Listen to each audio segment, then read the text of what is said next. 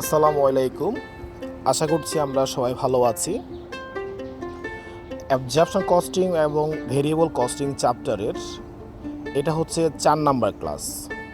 আমরা গত 3টা ক্লাস করেছিলাম শুধুমাত্র বেসিকগুলো ক্লিয়ার হওয়ার জন্য। আজকে আমরা একটা পূর্ণাঙ্গ ম্যাথ করছি, প্রবলেম 1। তো লাস্টে আমরা অঙ্কটা পড়ছি। এখানে কি বলা আছে দেখি। এখানে বলা হচ্ছে The following particulars are available from the books of a company for the year 2021. 2021 সালের কিছু তথ্য আছে। তথ্যগুলো হচ্ছে কি, এখানে সেলস ইন কিলোগ্রামস আমরা বিক্রয় করেছি 75,000 কিলোগ্রামস দেওয়া আছে। ফিনিশ গুডস ইনভেন্টরি জানুয়ারি 1, প্রারম্ভিক মজুত পণ্য দেওয়া আছে এখানে 12,000 kilograms. Finish goods inventory December 31, closing inventory দেওয়া আছে এখানে 17,000 কিলোগ্রামস। এছাড়া সেলস প্রাইস দেওয়া আছে একটা টাকা 10 পার কিলোগ্রামস, অর্থাৎ 1 কেজি পণ্য আমরা বিক্রি করতে পারি এখানে 10 টাকা করে। এরপরে কিছু ম্যানুফ্যাকচারিং কস্ট দেওয়া আছে, আর আমরা বলেছিলাম এই ম্যানুফ্যাকচারিং কস্টটা দুইভাবে দেওয়া থাকতে পারে, একটা হচ্ছে বিহেভিয়ার অনুযায়ী আর একটা হচ্ছে এলিমেন্টস অনুযায়ী। তো এখানে দেওয়া আছে কিভাবে, বিহেভিয়ার অনুযায়ী, অর্থাৎ একটা অংশ হচ্ছে ভেরিয়েবল কস্ট, প্রতি পণ্যের জন্য হচ্ছে 4 টাকা, আর একটা হচ্ছে ফিক্স ফ্যাক্টরি ওভারহেড, এটাকে ফ্যাক্টরি বলা যায়, ম্যানুফ্যাকচারিং বলা যায়, প্রোডাকশন বলা যায়, ওয়ার্কস বলা যায়। তো এটা টোটাল ভ্যালু দেওয়া আছে, আমাদের টোটাল খরচ দেওয়া আছে 1,60,000 টাকা, যেখানে আমাকে বলেছে নর্মাল ক্যাপাসিটি হচ্ছে 80,000 কিলোগ্রামস, অর্থাৎ আমার প্রতিষ্ঠান সর্বোচ্চ 80,000 কিলোগ্রামস পণ্য প্রডিউস করতে সক্ষম। তাছাড়া আরও কিছু খরচ দেওয়া আছে এখানে, ভেরিয়েবল মার্কেটিং এবং অ্যাডমিনিস্ট্রেটিভ এক্সপেন্স। মার্কেটিং এবং অ্যাডমিনিস্ট্রেটিভ এক্সপেন্স এই খরচটাকে আমরা অনেকগুলো নাম বলতে পারি বলেছিলাম। এটাকে আমরা কমার্শিয়াল এক্সপেন্স বলতে পারি, অপারেটিং কস্ট বলতে পারি, পিরিয়ডিক কস্ট বলতে পারি, নন ম্যানুফ্যাকচারিং কস্ট বলতে পারি। এই ধরনের খরচগুলা এখানেও দুটো অংশ থাকে, একটা হচ্ছে ভেরিয়েবল আর একটা অংশ হচ্ছে ফিক্সড। তো এখানে প্রথমে যেটা বলেছে সেটা হচ্ছে কি ভেরিয়েবল মার্কেটিং, যেটা বলেছে যে পার কিলোগ্রামস অফ সেলস টাকা 1, অর্থাৎ যতগুলো পণ্য আমরা বিক্রয় করেছি প্রতিটা পণ্যের পিছনে 1 টাকা করে আমাদের ভেরিয়েবল এবং মার্কেটিং খরচ হয়েছে। তাছাড়া আরেকটা খরচ দেওয়া আছে ফিক্সড মার্কেটিং এবং অ্যাডমিনিস্ট্রেটিভ এক্সপেন্স টাকা 1,50,000। এই মার্কেটিং বা অ্যাডমিনিস্ট্রেটিভের আরেকটা অংশ খরচ হয়েছে ফিক্সড, আর সেটা হয়েছে 1,50,000 টাকা। আমার এখানে রিকোয়ারমেন্টস কি বলেছে, income statement of 2021 under the absorption costing method and direct costing method. আমাকে এখানে ইনকাম স্টেটমেন্ট করতে হবে দুইটা, একটা হচ্ছে অ্যাবজর্পশন কস্টিং মেথডে আর একটা হচ্ছে ডিরেক্ট কস্টিং মেথডে। তো আমরা এই দুটা ইনকাম স্টেটমেন্ট আমরা গত ক্লাস দেখেছি, কোনটার পর কী আসে বলেছিলাম একটু মুখস্থ করার জন্য, কারণ 4টা যদি আমরা মুখস্থ করতে না পারি তাহলে অঙ্কটা করতে আমাদের সমস্যা হতে পারে। এরপর 2 নাম্বার আমাকে আর একটা রিকমেন্ড করতে বলেছে, প্রিপেয়ার এ রিকনসিলিয়েশন স্টেটমেন্ট, সমন্বয় একটা বিবরণী করতে বলেছে। তাহলে আমরা সেটা পরে আসি। প্রথমে আসি আমরা এখানে কি করছি, ইনকাম স্টেটমেন্ট দুটা করতে হবে, একটা হচ্ছে অ্যাবজর্পশন কস্টিং সিস্টেম আর একটা হচ্ছে ডিরেক্ট কস্টিং সিস্টেম। তাহলে এই দুটা ইনকাম স্টেটমেন্ট করার আগে আমরা বলেছিলাম আমাদের কিছু সাপোর্টিং কাজ করতে হবে। প্রথমে আমরা সেই সাপোর্টিং কাজগুলো কি করতে হবে একটু দেখে ফেলি। প্রথম কাজ হচ্ছে আমাদের একটা পণ্য প্রডিউস করতে তার পিছনে যে ব্যয়টা হয় সেটা বের করতে হবে, অর্থাৎ প্রোডাকশন কস্ট পার ইউনিট, বা এটাকে আমরা ম্যানুফ্যাকচারিং কস্ট পার ইউনিট বলি। যেহেতু এখানে আমরা ইনকাম স্টেটমেন্ট দুটা করব, তাহলে এই প্রোডাকশন কস্ট পার ইউনিটটাও আমরা দুটা বের করব, একটা হচ্ছে অ্যাবজর্পশন কস্টিংয়ের জন্য আর একটা হচ্ছে ভেরিয়েবল কস্টিং বা ডিরেক্ট কস্টিংয়ের জন্য। তো এই যে প্রোডাকশন কস্ট বা ম্যানুফ্যাকচারিং কস্ট বা ফ্যাক্টরি কস্ট, এখানে কোন কোন ব্যয়গুলো আসবে, এই যে ম্যানুফ্যাকচারিং কস্ট এখানে বলে দিয়েছে, যেগুলো ফ্যাক্টরি কস্ট বা যেগুলো ম্যানুফ্যাকচারিং কস্ট বা যেগুলো বলা থাকতে পারে ওয়ার্ক কস্ট, সেই ব্যয়গুলো এখানে আসবে। তাহলে এখানে দেখতে পাচ্ছি প্রথম আছে ভেরিয়েবল, লিখলাম ভেরিয়েবল, এটা অ্যাবজর্পশন কস্টিংও আসবে আবার ভেরিয়েবল কস্টিংও আসবে। এরপর ছিল ফিক্সড ফ্যাক্টরি ওভারহেড, লিখলাম ফিক্সড ফ্যাক্টরি ওভারহেড। তবে এখানে দেওয়া আছে 1,60,000 টোটাল ভ্যালু দেওয়া আছে, কিন্তু আমাকে বের করতে হবে এখানে পার ইউনিট। তা আমরা যদি পার ইউনিট বের করতে চাই তাহলে দেখতে হবে আমার প্রতিষ্ঠানের সর্বোচ্চ ক্যাপাসিটি কতগুলো আছে পণ্য প্রডিউস করার, সেটা দিয়ে আমরা ভাগ করলে প্রতি ইউনিট বা প্রতি এককের ব্যয় পেয়ে যাব। এখানে আমরা পেয়ে গেলাম 2 টাকা।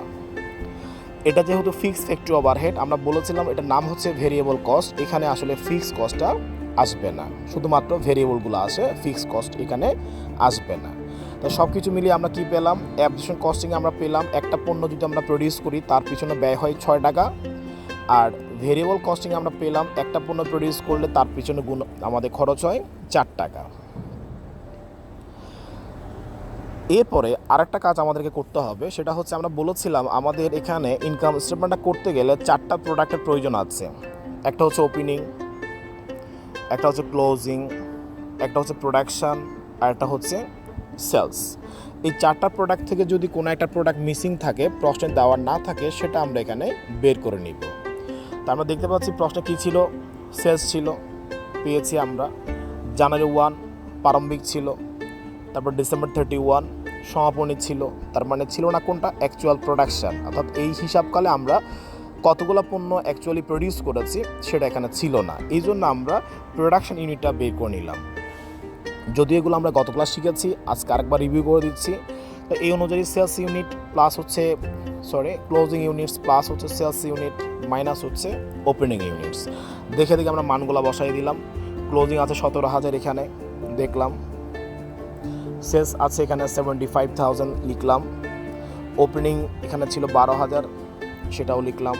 যোগ বিয়োগ করে আমরা পেলাম 80,000 কিলোগ্রামস, অর্থাৎ এই হিসাব করলে আমরা অ্যাকচুয়ালি প্রডিউস করেছি এখানে 80,000 কিলোগ্রামস। এখন আমরা আমাদের মূল অঙ্কে চলে আসি। এগুলো হচ্ছে সাপোর্টিং কাজ করলাম। আমাদের মূল কাজ হচ্ছে এখানে 2টা ইনকাম স্টেটমেন্ট রেডি করতে হবে। এই 2টা ইনকাম স্টেটমেন্ট রেডি করার জন্য আমার 2টা সাপোর্টিং প্রয়োজন, সেটা আমরা এখন করলাম। তাহলে এখন আমরা চলে আসি ইনকাম স্টেটমেন্টগুলো কিভাবে রেডি করতে হয়, আমরা সেটা সমাধান করে ফেলি। তো এখানে আমাকে ইনকাম স্টেটমেন্ট করতে বলেছে 2টা মেথডে, একটা হচ্ছে অ্যাবজর্পশন কস্টিং মেথড আর একটা হচ্ছে ভেরিয়েবল কস্টিং মেথড। তো আমরা প্রথমে আসি, আমরা অ্যাবজর্পশন কস্টিং মেথডে অঙ্কটা সমাধান করছি প্রথমে। তো এই যে অ্যাবজর্পশন কস্টিং মেথড, এখানে যে 4টা ছিল সেটা আমরা গত ক্লাস দেখেছি, কার পরে কী আসে, কোনটা যোগ হবে কোনটা বিয়োগ হবে আমরা দেখেছি। ওই চার্ট অনুযায়ী জাস্ট আমরা এখানে মানগুলা বসাই দিব, আর কোনো কাজ নেই। এখানে আমি প্রশ্নটা আবার নিয়ে এসেছি যেন অঙ্কটা সমাধান করার সময় আমরা তথ্যগুলা এখানে চোখের সামনে পেয়ে যাই। তাহলে শুরু করছি আমরা। ইনকাম স্টেটমেন্ট আন্ডার হচ্ছে অ্যাবজর্পশন কস্টিং মেথড, অথবা এটাকে আমরা ফুল কস্টিং বা হিস্টোরিক্যাল কস্টিংও বলতে পারি। তো 4 অনুযায়ী এখানে প্রথমে লিখতে হয় সেলস রেভিনিউ। তো আমরা দেখতে পাচ্ছি আমরা এখানে সেলস করেছিলাম কতগুলা, 75,000, আর একটা পণ্যের বিক্রয় মূল্য ছিল এখানে 10 টাকা। তাহলে এখানে আমরা যদি গুণ করে দেই তাহলে আমরা টোটাল সেলস ভ্যালু পেয়ে যাব 7,50,000 টাকা। তার থেকে আমরা বিয়োগ করব কস্ট অফ গুডস সোল্ড। এই কস্ট অফ গুডস সোল্ডটা কীভাবে বের করতে হয় এটা আমরা গত ক্লাসে শিখেছি। আমি আরেকবার দেখাই দিচ্ছি। এখানে একটা নিয়ম হচ্ছে, প্রথমে কি লিখতে হয়, ওপেনিং ইনভেন্টরি। আমরা দেখি এখানে ওপেনিং ইনভেন্টরি কতগুলো ছিল আমাদের প্রশ্নে, 12,000। আর একটা পণ্য প্রডিউস করতে আমার খরচ হয়েছে কয় টাকা, 6 টাকা। আমরা দেখেছি কিছুক্ষণ আগেই যখন আমরা অ্যাবজর্পশন কস্টিং সিস্টেম বের করেছি সেখানে ছিল 6 টাকা পার ইউনিট কস্ট, আর যখন আমরা ভেরিয়েবল করেছিলাম সেখানে আমাদের পার ইউনিট কস্ট ছিল 4 টাকা। তাহলে আমরা এখন করছি অ্যাবজর্পশন, তাহলে গুণ করতে হবে 6 টাকা দিয়ে। একটা পণ্যের ব্যয় হয়েছে এখানে 6 টাকা, তাহলে প্রারম্ভিক পণ্য ছিল 12,000 আর একটা পণ্যের পিছনে ব্যয় হয়েছে 6 টাকা, মোট ব্যয় হচ্ছে এখানে 72,000। এভাবে ম্যানুফ্যাকচারিং কস্ট বের করব। আমরা প্রডিউস করেছি এখানে 80,000, একটা পণ্যের পিছনে ব্যয় হয়েছে 6 টাকা, গুণ করে দিব, আসবে 4,80,000। এটাকে বলা হচ্ছে ম্যানুফ্যাকচারিং কস্ট। ওপেনিং ইনভেন্টরি এবং ম্যানুফ্যাকচারিং কস্ট যদি আমরা যোগ করি তাহলে পাওয়া যায় এখানে cost of goods available for sales. এখানে এই হ্যাডটা না দিলেও চলে, দিলে ভালো, না দিলেও চলবে। তার থেকে আমরা বিয়োগ করি ক্লোজিং ইনভেন্টরি। তাই এখানে আমরা অ্যাভেইলেবল ফর সেলস থেকে যদি ক্লোজিং ইনভেন্টরি বাদ দিয়ে দেই, যেটা পাবো সেটাই হচ্ছে cost of goods sold. Sales revenue থেকে যদি আমরা কস্ট অফ গুডস সোল্ডটা বিয়োগ করি তাহলে পাওয়া যাবে এখানে contribution margin. Contribution margin, Bangla হচ্ছে দত্তাংশ। এখান থেকে আমরা মাইনাস করব মার্কেটিং এবং অ্যাডমিনিস্ট্রেটিভ এক্সপেন্স। এটাকে অনেকগুলো নাম বলা যায়, বলেছি মার্কেটিং অ্যাডমিনিস্ট্রেটিভ বলা যায়, তারপরে নন ম্যানুফ্যাকচারিং বলা যায়, এটাকে আমরা অপারেটিং এক্সপেন্স বলতে পারি, এটাকে আমরা কমার্শিয়াল এক্সপেন্স বলতে পারি, এটাকে আমরা পিরিয়ডিক কস্ট বলতে পারি। এই ব্যয়টাও দেওয়া থাকে তাদের বিহেভিয়ার অনুযায়ী, অর্থাৎ একটা অংশ হচ্ছে ভেরিয়েবল, একটা অংশ হচ্ছে ফিক্সড। তাহলে আমরা দেখি এখানে মার্কেটিং এবং অ্যাডমিনিস্ট্রেটিভ খরচ কোথায় আছে। এই যে একটা অংশ আছে এখানে ভেরিয়েবল, বলেছে যতগুলো পণ্য বিক্রি করেছি প্রতি পণ্যের পেছনে খরচ হয়েছে 1 টাকা। আমরা এখানে বিক্রি করেছিলাম কতগুলা, 75,000। 1 টাকা দিয়ে গুণ করলাম, তাহলে কি পেয়ে গেলাম, ভেরিয়েবল মার্কেটিং। এরপর আরেকটা এখানে মার্কেটিং দেওয়া আছে ফিক্সড মার্কেটিং এবং অ্যাডমিনিস্ট্রেটিভ এক্সপেন্স, সেটা আমরা লিখলাম ফিক্সড মার্কেটিং এবং অ্যাডমিনিস্ট্রেটিভ এক্সপেন্স। এই দুটো যোগ করলে আমরা কি পেলাম, টোটাল মার্কেটিং এবং অ্যাডমিনিস্ট্রেটিভ এক্সপেন্স। এই টাকাটা যদি আমরা কন্ট্রিবিউশন মার্জিন থেকে বিয়োগ করে দিই তাহলে আমরা আমাদের কাঙ্ক্ষিত নেট অপারেটিং প্রফিটটা পেয়ে যাব। তাহলে এটাই হচ্ছে অ্যাবজর্পশন সিস্টেম, বা এটাকে আমরা ফুল কস্টিং সিস্টেম বলি। এখানে ইনকাম স্টেটমেন্টের চারটা মুখস্থ করতে হবে, এরপর আমরা মানগুলো জাস্ট দেখে দেখে বসাই দিব, আর কিচ্ছু না, খুব সহজ একটা জিনিস। এখন আসি আমরা ডিরেক্ট কস্টিং এর ইনকাম স্টেটমেন্ট করি। এই যে ডিরেক্ট কস্টিং বলতে পারি, অথবা এটাকে আমরা ভেরিয়েবল কস্টিংও বলতে পারি। এখানেও একইভাবে আমি প্রশ্নটা আবার নিয়ে এসেছি যেন তথ্যগুলো আমরা সামনাসামনি পেয়ে যাই। এটা চার্টের নিয়ম ছিল কি, প্রথমে কি লিখতে হবে, সেলস রেভিনিউ, আগের মতোই লিখলাম সেলস রেভিনিউ। তার থেকে বিয়োগ করব আমরা কস্ট অফ গুডস সোল্ড। যেহেতু এই প্রোডাকশন কস্ট পার ইউনিট এখানে ফিক্সড কস্টটা অন্তর্ভুক্ত ছিল না, এই জন্য এটাকে আমরা বলি variable cost of goods sold বা direct cost of goods sold. তবে শুধু কস্ট অফ গুডস সোল্ড লিখলেও কোনো সমস্যা নাই। তো এখানে আমরা একইভাবে কস্ট অফ গুডস সোল্ডটা বের করলাম আগের মতো করে একইভাবে। পার্থক্য হচ্ছে ওইখানে আমরা গুণ করেছিলাম 6 টাকা, এখানে আমরা গুণ করব 4 টাকা, কারণ আমরা সাপোর্টিং অঙ্কে শুরুতে করেছিলাম যে ভেরিয়েবল কস্টিংয়ে আমাদের একটা পণ্যের জন্য ব্যয় আমরা হিসাব করেছিলাম 4 টাকা, এই জন্য এখানে গুণ করতে হবে সবগুলোকে 4 টাকা দিয়ে। তাহলে একইভাবে আমরা কস্ট অফ গুডস সোল্ড বের করলাম, সেলস দেওয়া বের করলাম, সেলস থেকে কস্ট অফ গুডস সোল্ড যদি বিয়োগ করি তাহলে যেটা পাওয়া যায় তার নাম হচ্ছে গ্রোস কন্ট্রিবিউশন মার্জিন। এই গ্রোস কন্ট্রিবিউশন মার্জিন থেকে আমরা বিয়োগ করব ভেরিয়েবল মার্কেটিং এবং অ্যাডমিনিস্ট্রেটিভ এক্সপেন্স। মার্কেটিং এবং অ্যাডমিনিস্ট্রেটিভ এক্সপেন্স বলেছে দুটো অংশ থাকবে, একটা অংশ হচ্ছে ভেরিয়েবল, একটা অংশ হচ্ছে ফিক্সড।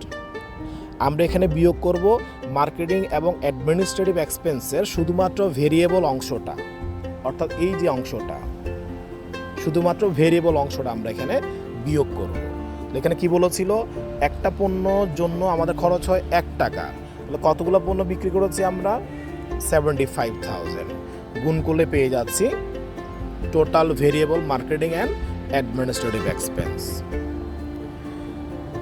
গ্রোস কন্ট্রিবিউশন মার্জিন থেকে যদি আমরা এটা মাইনাস করি তাহলে পাওয়া যাবে আমাদের কন্ট্রিবিউশন মার্জিন।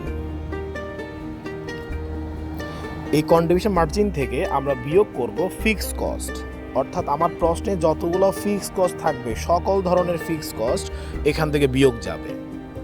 তাহলে এখানে আমরা দেখি যে এখানে ফিক্সড কস্ট কোথায় আছে, এই দুটা ফিক্সড কস্ট রয়েছে। একটা হচ্ছে ফিক্সড ফ্যাক্টরি ওভারহেড দেওয়া আছে এখানে 1,60,000 টাকা, আমরা লিখলাম 1,60,000। আরেকটা ফিক্সড কস্ট এখানে আছে, এইখানে ফিক্সড মার্কেটিং এবং অ্যাডমিনিস্ট্রেটিভ 1,50,000 টাকা লিখলাম। যোগ করলে কি পাইলাম, total fixed cost. Contribution margin থেকে যদি আমরা টোটাল ফিক্সড কস্ট বিয়োগ করে দিই তাহলে আমরা আমাদের কাঙ্ক্ষিত নেট অপারেটিং প্রফিটটা বের করে ফেলতে পারব। তাহলে আমরা দুটো ইনকাম স্টেটমেন্ট প্র্যাকটিস করে ফেললাম, 1 নম্বর যে রিকোয়ারমেন্ট ছিল সেটা করে ফেললাম।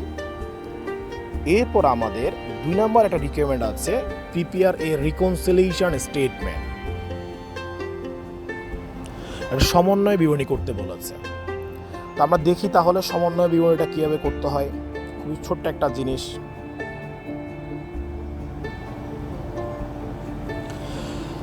এখানে আসলে মূল জিনিসটা হচ্ছে আমরা একই কোম্পানির জন্য একই হিসাব বছরে একই ধরনের তথ্যগুলো নিয়ে কাজ করেছি, জাস্ট দুইটা ইনকাম স্টেটমেন্ট করেছি দুই রকম। তো যেহেতু কোম্পানি একই ছিল, তথ্যগুলো একই ছিল, হিসাবকাল একই ছিল, সেক্ষেত্রে আমাদের প্রফিটটা কিন্তু একই হওয়ার কথা ছিল। কিন্তু আমরা দেখতে পাচ্ছি আমাদের দুটো ইনকাম স্টেটমেন্টে প্রফিট কিন্তু দুই রকম চলে আসছে। এখন প্রফিট কেন দুই রকম আসলো, এটাকে আমরা রিকনসাইল করব। কেন প্রফিট দুই রকম আসবে, দুই জায়গায় কেন দুই রকম আসবে? কারণ এখানে তথ্যগুলো সবগুলো একই ছিল, দুই রকম আসার কথা ছিল না, তবুও কিন্তু দুই রকম চলে আসছে। তো বেসিক্যালি আমরা যদি বলি এই প্রফিটটা দুই রকম আসার কারণ হচ্ছে দুইটা। একটা হচ্ছে ফিক্সড কস্টের কারণে, আর একটা হচ্ছে ইনভেন্টরির পরিবর্তনের কারণে। আমরা ফিক্সড কস্ট অথবা ইনভেন্টরি পরিবর্তন এই যে কোনো একটার মাধ্যমে এই রিকনসাইলটা আমরা প্রুভ করব, আর কিছু না। তাহলে এখানে আসে আমরা এই যে রিকনসিলিয়েশন স্টেটমেন্ট লিখলাম। প্রথমে আমরা লিখব অপারেটিং প্রফিট। দুইটা প্রফিট পেয়েছি, একটা হচ্ছে অ্যাবজর্পশন কস্টিং মেথডে আর একটা হচ্ছে ভেরিয়েবল কস্টিং মেথডে। অ্যাবজর্পশনে পেয়েছিলাম আমরা দেখলাম 75,000 আর ভেরিয়েবলে পেয়েছি আমরা 65,000। তাহলে আমাদের প্রফিটের পার্থক্য দাঁড়িয়েছে কত? 10,000। তো এই যে পার্থক্য আসে এটা আমরা এক্সপ্লেইন করব, এটা কেন পার্থক্য আসবে, এই জন্য আমরা লিখেছি ডিফারেন্স টু বি এক্সপ্লেইন। এটা আমরা এক্সপ্লেইন করব কেন এটা দুই রকম আসলো, এই পার্থক্যটা কেন আসলো, 10,000 টাকার পার্থক্য কেন এসেছে। তাহলে আমরা বলেছি এই পার্থক্যটা এসেছে ফিক্সড কস্টের কারণে এবং চেঞ্জ ইন ইনভেন্টরির কারণে। তাহলে এই পার্থক্যটা আমরা ফিক্সড কস্ট দিয়ে প্রমাণ করতে পারবো অথবা চেঞ্জ ইন ইনভেন্টরি দিয়েও আমরা প্রমাণ করতে পারবো। তাহলে আমরা এখানে লিখলাম চেঞ্জ ইন ইনভেন্টরি দিয়ে করছি।